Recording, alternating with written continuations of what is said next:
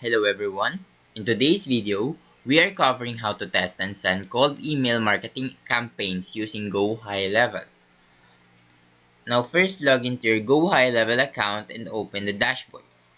From here, navigate to the campaign section, click on create campaign and select email campaign from the list. Start by entering the subject line, email body, and recipient list for your cold email. Now before sending, click Send Test Email to check how the email will appear in various inboxes. You can also use tools like Mail Tester to check for spam triggers. Now once you're satisfied with the test results, hit Send Campaign to dispatch your cold emails. Monitor the email's performance through GoHighLevel's analytics. And that is how to test and send cold email marketing campaigns using GoHighLevel. Now if you found this video helpful, please leave a like and subscribe.